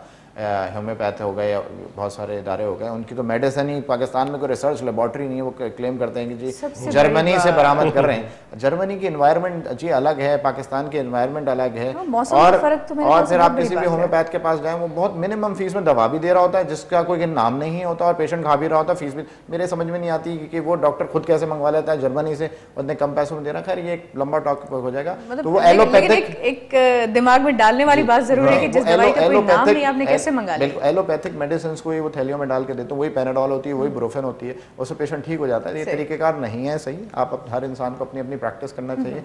और दूसरी बात ये जो कोएक्स बैठे हुए हमारे पाकिस्तान में, कराची में, इंटीरियर सिंध में, लोगों को प्रॉपर उनके पास मालूम करके जाना चाहिए कि कम से कम MBBS हो, जैसे मैंने पहले अर्ज किया आपसे। अच्छा, दूसरी बात मैं बताने का मेरा मकसद ये था कि जो 5 से 6 मील्स हम जो लेते हैं इंटरमिटेंट बीच बीच में, तो हम चाहते हैं कि हमारा पेनक्रियाज खुद से काम करें। जो हमने इंसुलिन ली या डायबिटिक मेडिसिन ली जिनसे शुगर कम हो गई, मगर उसके अलावा भी शुगर पड़ी हुई है, होता क्या अमूमन आपने सुबह में दवाइयाँ ली, दोपहर में चेक किया शुगर बढ़ी हुई है, होता क्या है जो एक्स्ट्रा शुगर सेल्स के बाहर रह जाती है, तो पेनक्रियाज जो लबलबा है उसको ये अगर आप बीच बीच में खाते रहें तो वो काम करता रहेगा और वो नेचुरली इंसुलिन बनाएगा, जिससे वो जो एक्स्ट्रा शुगर सेल्स में पड़ी है उठा के सेल्स में डालेगा। तो होता क्या है कि उससे हमारा जो डोजेज है मेडिसिन का जिस पे हम पेशेंट को रखते हैं वो भी कम हो जाएगा साथ। सही, बड़ी अच्छी बात माशाल्लाह आपने कही। सो एक कॉल है, देखते हैं कि कौन है। अस्सलाम वालेकुम। वालेकुम अस्सलाम। इमाम दिन फोटो तो गलाया कंबर का अब्बा टीवी बंद करो। मूंखे हिनमल ताईं यकीन कयो सम्झ में इहा ॻाल्हि न आई आहे। एतिरा दफ़ा चयो आहे जॾहिं मां कॉल कयो बराए महिरबानी टीवीअ जो आवाज़ु बंदि करे छॾींदा कयो, छो जो तव्हांजी ॻाल्हि असांखे बिल्कुलु सम्झ में न ईंदी। जॾहिं सम्झ में ई ॻाल्हि न ईंदी तव्हांखे असां जवाबु छा ॾींदासीं। ऐं ॾिसो तव्हां अलॻि परेशान, असां अलॻि परेशान, जेके ॾिसनि पिया वीचारा उन्हनि जे कननि में अलॻि धमाका थियनि पिया। सो रिक्वेस्ट, दरख़्वास्त, हथ ॿधी माइंड न कजो प्लीज़। जॾहिं बि कॉल कयो त टीवी खां थोरो परे थी करे या आवाज़ु बंदि करे कॉल कंदा कयो। अस्सलाम वालेकुम। वालेकुम अस्सलाम अदी। जी अदा, नालो ॿुधायो पंहिंजो। इमाम दिन फोटो तो गलाया कंबर का। जी जमाल साहब, सवाल छा आहे वञो? डॉक्टर वही तो का सवाल है। जी साईं कयो। डॉक्टर अस्सलाम वालेकुम। वालेकुम सलाम। डॉक्टर शाह वाला अल्हम्दुलिल्लाह भा, अल्लाह जा एहसान। डॉक्टर मुझे नंढड़ी आ तकरीबन 9 सालन जी आ। जी अदा। उनके तकरीबन 2 साल डॉक्टर खंग नथी करे, तकरीबन माना कंबर जिले डॉक्टर, लाड़काने जिले डॉक्टर, माना पेराए बीठा आहियूं। बस महीनो 1.5 महीनो ट्रीटमेंट हले थी, उन दौरान खंग ना आई, ट्रीटमेंट बंद थी करे साॻो खंग शुरू थी थी वञे। महिरबानी भाउ, मां तव्हांखे हाणे जवाबु ॾियां थो। Thank you so much. अमांखे जवाबु ॾिनो। जी डॉक्टर साहब। भाउ हाणे कंबर खां तव्हां इलाजु करायो आहे, कंबर में बि सुठा ॿारनि जा डॉक्टर वेठा आहिनि, पर जेकॾहिं तव्हां लाड़काने ताईं बि अप्रोच कई आहे, तव्हांजी बेबी ठीकु न थी आहे, त मां या त मुख़्तलिफ़ हिकिड़ियूं हल्कियूं टेस्टियूं ॿुधायां थो जेके बेसिक तव्हांजे इन एज जे हिसाब सां आहिनि। त तव्हां सभ खां पहिरियों इन ॿार जी CBC करायो ऐं सीने जो एक्सरे करायो, हिकिड़ी IgE लेवल बि करायो ऐं पोइ तव्हां कंहिं सुठे डॉक्टर सां राब्ते में अचो। जेकॾहिं हुन में को इन्फेक्शन एक्सरे में अचे थो त उनखे इलाजु करणु, ट्रीट करणु तमामु सुठो आहे, आसान बि आहे ऐं उहो ॿारनि जो डॉक्टर करे सघे थो। पर जेकॾहिं IG लेवल वधियलु आहे, माना को ॿियो फैक्टर आहे, थी थो सघे त उहो ॿारु हाणे दमे जी बीमारी ॾींदो हुजे इस्तेमाली, ऐं उन में पोइ तव्हांखे रिस्क फैक्टर घटाइणा पवंदा, जंहिंमें मुख़्तलिफ़ असां ॿुधाईंदा आहियूं वक़्त सां, त उन्हनि रिस्क फैक्टरनि खे घटायूं त ॿारु बहितर थी सघे थो। पर जी अञा न त तव्हां सिविल अस्पताल अचो कराचीअ में, मां ॿारनि जे वार्ड में आहियां, तव्हां हाज़िर, मां इन सॼी इन्वेस्टिगेटिव कंस ऐं इलाज। बड़ी मेहरबानी, लख थोड़ा हमारा आप दोनों का बहुत बहुत शुक्रिया। थैंक्स अ लॉट कि आप यहाँ पर आए। क्या करेंगे अभी तो मेरे ख्याल से हमने शुरू ही किया था कि पता चला कि वक्त इख्तिताम को पहुंचा। सो आखिर में मैं चाहींदमि डॉक्टर साहब बिल्कुलु मुख़्तसिर पैगाम, छो जो वक्त असां वटि इलाही घटि आहे, उन खां पोइ वरी इंशाल्लाह गॾु मुलाक़ात थींदी। मां पंहिंजनि दोस्तनि खे, भाउरनि खे इहो अर्ज़ु कंदुसि सिंध TV चैनल जे तवसत सां त महिरबानी करे पंहिंजनि बचनि जी निगहदाश्त पाण कयो ऐं उन्हनि खे वक़्त सिर टुका लॻारायो ऐं उन्हनि खे स्कूलनि में दाख़िलो करायो त जीअं हो तालीम जे ज़ेवर सां बि मालामाल हुजनि ऐं उन्हनि खे वैक्सीन हुजे, त इहे ॿार अॻिते हली करे असांजा मुस्तक़बिल ठहंदा। वाह, तमाम सुठी ॻाल्हि। जी डॉक्टर सलमान। देखें, अभी मलीर में, कराची में चिकनगुनिया वायरस आजकल आया हुआ है, जिसका बहुत जिक्र हो रहा है, मगर अफसोस के साथ कहना पड़ता है, मैंने खुद भी विज़िट किया था फिर अपनी टीम के साथ, तो वहाँ के government hospital, Sindh government hospital में, तो ना तो प्रॉपर नर्सिंग स्टाफ है, ना पेशेंट को प्रॉपर मेडिकेशंस प्रोवाइड की जा रही हैं। बात सच है, जो टीवी मीडिया जो अच्छा पार्ट भी फोकस करता है, उसको चाहिए कि वहाँ पे जाके इंपॉर्टेंस लोगों को दे और ताकि लोग वहाँ पे अप्रोच करें। मेरी गुजारिश है MS वहाँ के जो हैं कि प्लीज़ इस चीज़ को रिव्यू करें और इतना लेट नहीं होना चाहिए। और पेशेंट्स के लिए गुजारिश है कि वो फीवर वगैरह हो तो पैराडोल लें और फ्लूइड्स इनटेक, मतलब फ्लूइड्स का इंटेक ज़्यादा रखें और गवर्नमेंट से फिर ये गुजारिश है प्लीज़ पेशेंट्स को जाके वहाँ पे इंपॉर्टेंस दें। सही, सो बहुत बहुत शुक्रिया, थैंक्स अलॉट। इंशाल्लाह ज़िंदगी ने साथ दिया तो फिर ज़रूर आपको दोबारा इन्वाइट किया जाएगा, आपसे फिर हम मुखातिब होंगे, गुफ्तगू करेंगे। व्यूवर्स, उम्मीद कयां थी त अॼु को प्रोग्राम अमां सभिनी खे तमामु घणो पसंदि आयो हूंदो। असांजो कमु आहे अवेयरनेस ॾियणु, तव्हांजो कमु आहे उन ते अमल करणु, पर जेकॾहिं तव्हां कयो था न कयो था वरी उहो ज़ाती मामिलो बि आहे, पर जेकॾहिं अवां कंदो चवंदा आहिनि त जीउ ख़ुशि त जहान ख़ुशि। सो पंहिंजे जीउ खे ख़ुशि कयो, अलाह कंदो तव्हांजी ज़िंदगी इलाही ख़ुशबाश गुज़रंदी। सो मूंखे पंहिंजी मेज़बान शाज़ी करीम जिलानी खे ॾींदा इजाज़त, अल्लाह हाफ़िज़।